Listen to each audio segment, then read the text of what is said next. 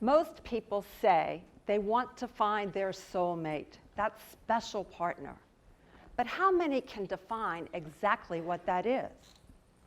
If you're already hitched, do you think the outcome would have been different if you had pre-specified success? I confess, I didn't have a clue what I was looking for.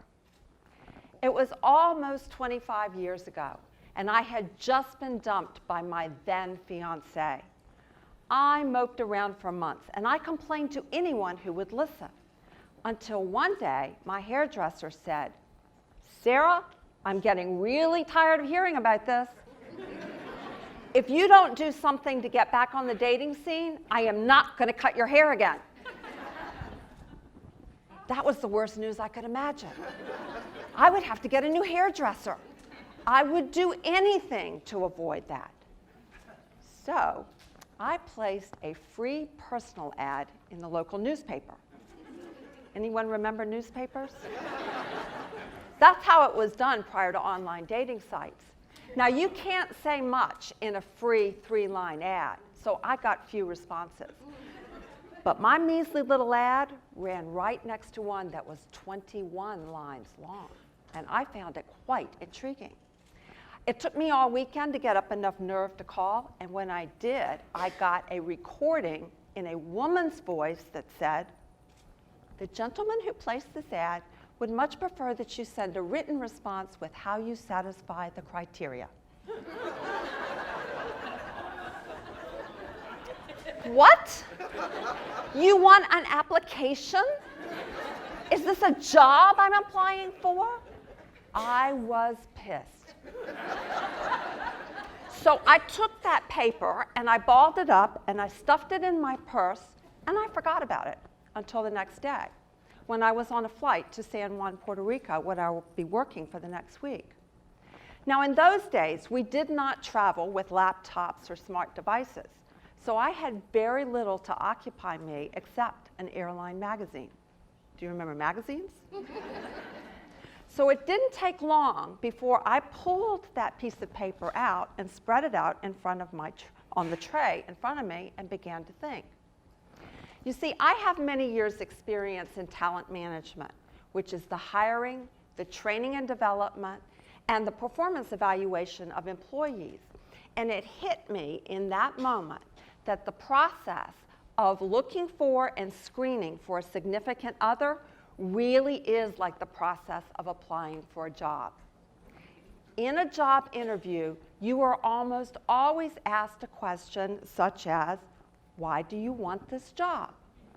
The employer wants to know if your interests align with theirs so that you'll be happy. Happy employees are more productive and they're less likely to leave prematurely. The company wants to know that you have the knowledge, skills, and strengths to be successful, and they want to know that you're going to fit into their culture. I realized it's the same with a significant relationship. Do you have sufficient interest that you will enjoy being with that person? Will you get to use your strengths, and do you have the relationship skills to be successful? And finally, will the culture of the relationship meet your needs? I got so excited with this line of thinking, I could have danced in the airplane aisle, but the fasten seatbelt sign was on. So instead, I focused on the fun I could have with this advertisement in front of me. But I was still pissed. You see, he had the upper hand just like a real hiring manager, and I didn't like that. So I decided I was going to apply in the most sarcastic way possible and see if I couldn't turn the tables a little bit so I could play hiring manager too. So I took every one of the descriptors in that 21-line ad and I listed it down one side of a piece of paper. And on the right-hand side, I wrote the most caustic response I could think of, but one that also sold me. It was like a manual version of an Excel spreadsheet. And I called it Screen Test. Screen stood for scrutiny, creating reaction, evoking emotional nausea. For example, the ad asked if I were classy. So I wrote classy on the left, and on the right, I wrote, "I know the difference between Libby Glass and Waterford Crystal." but I've been known to sip champagne from a Dixie cup. And just like in a real job application process, I wrote a nice little cover note that said, I am happy to submit this application, and should you agree with me that I meet all the criteria, I'd be happy to talk further. When we landed in San Juan, I mailed this gem of an application back to the mainland US, but because I was still a little bit pissed, I did not include a phone number or a return address. I did include an email address, but remember, 25 years ago, few people had emails. And the last line of that cover note was a bit of a challenge. If you're as great as you seem to be, I'm sure you'll find me. And once again, I forgot about it. Until several weeks later, late one night, back on the mainland, the phone rings. And what do you know? It's the mystery hiring manager.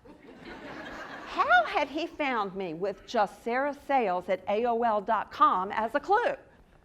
I wanted to appear cool, so I didn't even ask. But we talked for hours about our mutual interests. This was mostly what filled the 21 lines of his ad. Do you like dogs, NPR, travel? The match on his long list of interests was astounding, and I had such a good time, I wanted to spend more time with him. So we set a date. Now, as I'm getting ready for this date, I'm really thinking about the parallels with the job hiring process, and I'm focusing on what kinds of questions should I be asking next. So I focused on the second question that is almost always asked in a job interview. Why do you think you will be successful? This question seeks to assess whether you have the knowledge, skills, and strengths to be successful on the job.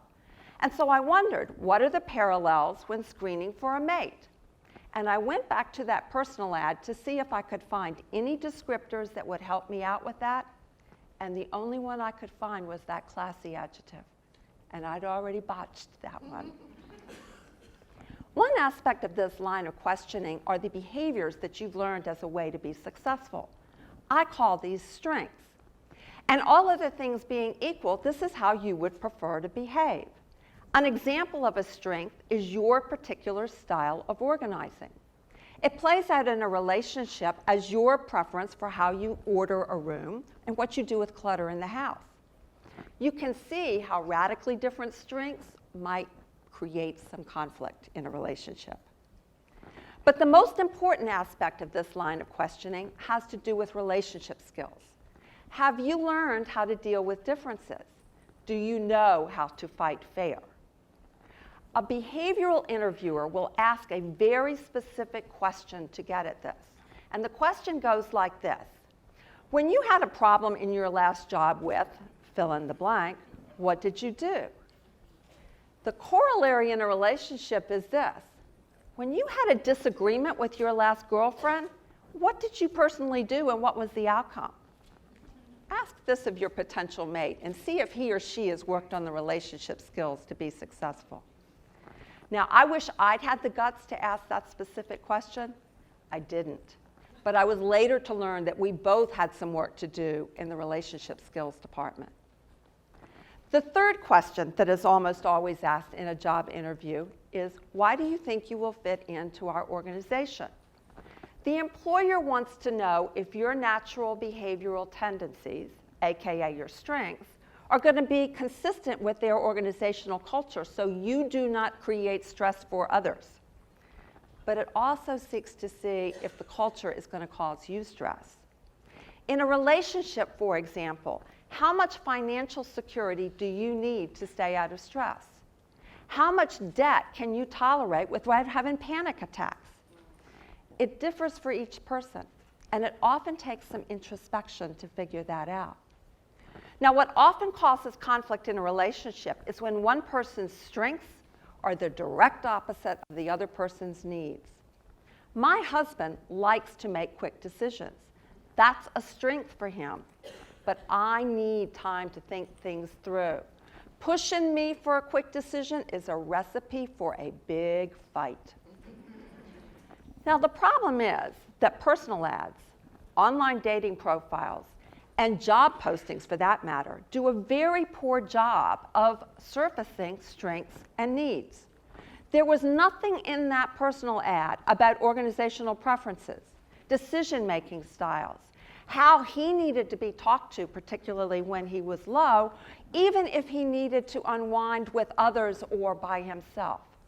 Something that's pretty important to know if you're thinking about having kids. Now, my husband and I knew our interests, but we didn't learn our strengths and needs until we were in premarital counseling. We were actually given a business assessment. The counselor who interpreted this assessment for us said, "I'm not going to tell you not to get married, but I can tell you what you're going to fight about for the rest of your married life." And she was right. But with knowledge of our interests, our strengths, and our needs, we were able to craft the rules that we needed from the very beginning to fight fair. For example, we do have differing styles when it comes to organization. And we solved this by designating rooms in the house that are his and rooms that are mine. I can't say anything about the clutter in the family room, but if he leaves something lying on a counter in the kitchen, I can throw it out without discussion. We've learned how to talk to each other, particularly when we're down. He needs validation and support first. I need frank feedback. And we've learned that in conflict situations, we need to make sure that each person's needs are addressed. For example, I need and get at least 48 hours before making any financial commitment. Now, I don't think my husband and I are the only couple who didn't know our strengths and needs. And I don't think we are the only ones who didn't know what to do with this information to craft our own rules for fighting fair. So let's take another lesson from the business world. Because companies have known for years that employees need tools to learn teamwork skills. So why don't we provide tools to couples to explore their personalities? And that's my idea worth sharing. And because I have developed one such tool, I can show you what it might look like and how it can be used. This app helps couples collectively explore their interests, where they're similar and they can take maximum advantage of it, but equally important, where they differ and what they need to be aware of. And then we look at strengths, and particularly where they differ, because strengths can be a collision point. And finally, we look at needs. This is the area that's often hidden from our partners as well as from ourselves. But with knowledge of these needs, we know what an individual has come to expect in a relationship. And to help each couple figure out what their rules are for fighting fair and for getting along and taking advantage of all of the differences, I have some specific suggestions. For example, I suggest what someone likely needs from you in the relationship, how you can take maximum advantage of the similarities and differences, and things that you definitely want to avoid, the biggest mistakes that you can make. This particular tool was actually built off of the same business assessment that we were given as a part of our premarital counseling. It's been used by millions of people for over 60 years. But with any tool like this, a couple can have a thoughtful dialogue around their collective personalities and then make a thoughtful decision about whether a long-term commitment makes sense. Okay, so nobody's really going to be that rational. But with this knowledge, they can craft the rules for fighting fair from the very beginning. Now, by now, you've probably figured out that I did marry the gentleman who placed this ad. But I bet you're still wondering, how did he find me with just sarahsales@aol.com as a clue? And I don't know. There was some mumbo jumbo about I've always been close to law enforcement and I got some help. Do you think maybe he's a spy or a private eye and he's been spoofing me all these years? It just goes to prove that no process is perfect and no tool will uncover everything, and this is also true with job background checks. But with knowledge of your interests, strengths, and needs, and having crafted the rules for fighting fair, I'll bet you will be able to deal with anything that you learn in the process. Now, I started off by asking you the question, do you know what your soulmate is? For me, it is someone I enjoy being with, someone who meets my relationship needs, and someone who supports me in my life journey in a way that only I can appreciate. And you know what? That's more about me than about the other person. And in order to define that, to communicate it, and to assess if I'm getting it, I need to know my interests, my strengths, and my needs. Do you know yours? Remember, the stakes are a lot higher than just getting your hair cut. This may be the most important job of your life. And you're not just applying for it, you are also the hiring manager. Thank you.